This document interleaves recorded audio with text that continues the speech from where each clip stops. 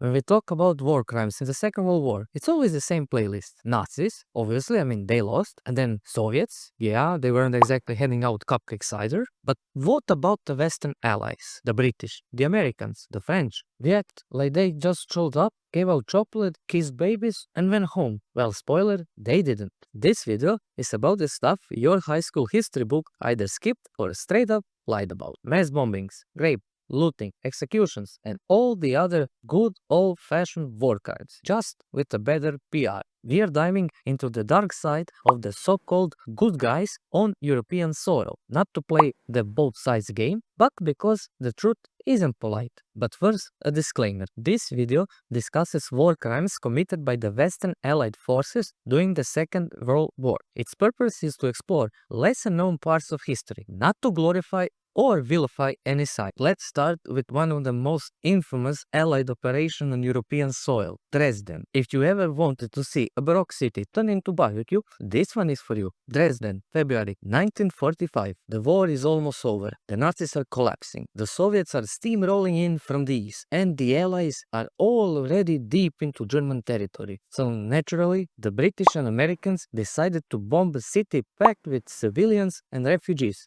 Dresden wasn't just any city. It was known as the Florence of the Alps. Beautiful architecture, art, culture, and according to Allied intel, maybe some factories somewhere, possibly. On the night of February 13, the Royal Air Force launched the first wave. They dropped high explosives to blow off roofs, followed by incendiaries to set the whole city on fire. And just in case one round of mass destruction wasn't enough, the US came in the next morning and did it all again. Over 3,900 tons of bombs were dropped in less than 48 hours. The result? A literal firestorm. So hot it created hurricane-force winds, melted glass, and sucked the oxygen out of the air-rich shelters. People didn't burn, they cooked. Some were reduced to ashes where they stood. But hey, freedom, well, it isn't free. It cost just about 25,000 civilian lives, and some say it goes even to 100,000 lives. But even the most conservative number makes it one of the deadliest air raids in history. Was it strategic? Not really. Some claim Dresden had military factories. Others say it was mostly symbolic, a message to Germany, and maybe even to Stalin. Winston Churchill himself,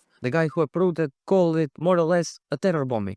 Not exactly the kind of thing you brag about in history class. Of course, Dresden wasn't the only time civilians got torched by democracy, just one of the most famous. A lot of other cities were destroyed as well. So yeah, the Allies didn't just bring chocolate, they also brought napalm, because nothing says liberation like a 1500 degrees firestorm. Okay, bombing cities is one thing, but what about the people who survived the war? You would think surrender to the Western Allies was a good deal. You know, the Geneva Convention, Red Cross, fair treatment, and all that civilized warfare stuff. Well, not exactly. Enter the Rheinwiesenlager, also known as the Rhine Meadow Camps, set up by the Americans in the spring of 45, right after Germany's surrender. These were temporary outdoor POW camps for captured German soldiers. And by temporary, I mean barbed wires pens thrown together in open fields. No barracks, no tents, no toilets, no real food. Just mud, exposure, disease, and slow death. Estimates vary, but we are talking about 1 to 2 million prisoners crammed into bare open-air enclosures with no shelter from rain or cold. And despite being officially labeled as disarmed enemy forces instead of POWs, a legal loophole, they got none of the protection under the Geneva Convention. And maybe you're asking, why the name change? Well, that's because Eisenhower and his command didn't want to follow the rules. No need to allow Red Cross access, no need to provide adequate food, just make up a new term and your problem is solved. Even the Allied medical personnel reported the condition as horrific. In one report it says they're living like animals if animals were treated this badly.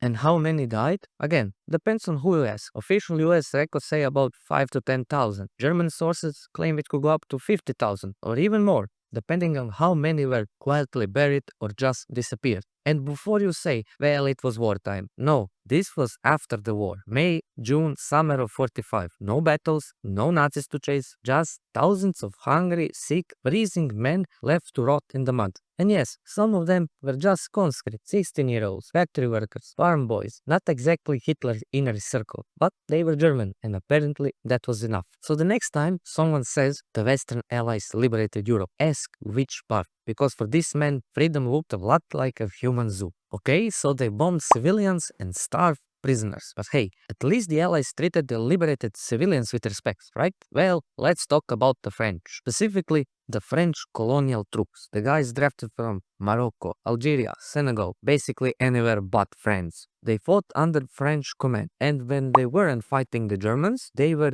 liberating Italian villages. And by liberating, I mean raping, looting, murdering, and generally committing war crimes with enthusiasm. Monte, Cassino, Italy, 1944. After a brutal battle, the Germans retreated. The French sent their colonial troops to chase them down, and then they let them loose. Entire villages, especially around Monte Cassino, were hit. Thousands of civilians were raped. Women, girls, elderly, men, children, Paris, nobody was safe. Over 2,000 documented cases, sometimes by groups of 10, 20, even 40 men in a day. And that's just what got reported. Locals had a name for it, La Marocchinate, the Moroccan. Yeah, it was so bad it turned into a verb. And no, these weren't isolated incidents. It was systematic, the kind of violence you don't forget or recover from. And the French officer most just looked the other way. Some even consider it a part of the troops' reward. Yep, nothing says thank you for your service like state-sponsored war crimes. But wait,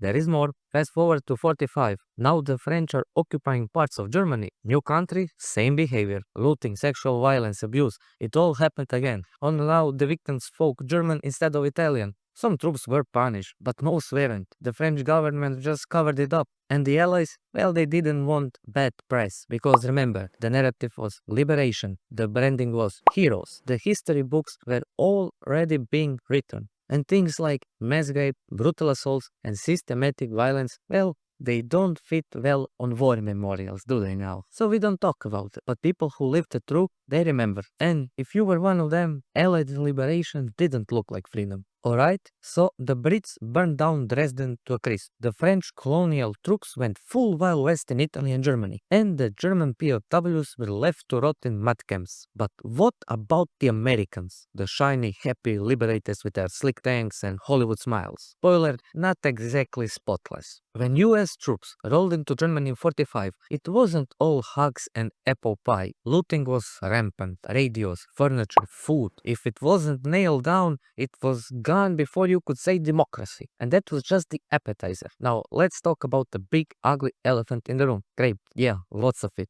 Estimates say up to 190,000 German women were raped by Allied soldiers during and after the war. And with the black soldiers getting the highest scores of accusations. Commanders tried to crack down, but discipline was mostly a joke when you have been fighting non-stop for years and suddenly you find yourself in a shattered country with a few rules. Reports were buried, victims silenced, and justice, well, justice is just for the winning side, apparently. And if you thought that was bad, there were also summary execution of German prisoners and civilians. Revenge killing disguises justice, carried out with a little more than a shrug from the higher-ups. Victims were almost always German, so naturally this didn't make the history books. The occupation was supposed to be about rebuilding and peace, but for a lot of Germans it was a nightmare. And the American government, they sure as hell didn't want the press picking apart their shining greatest generation image. So this mess was buried for decades. So yeah, maybe the bombs stopped dropping, but the party didn't. It just got a hell of a lot messier. When Allied troops rolling to defeated Germany, peace and hugs, nah,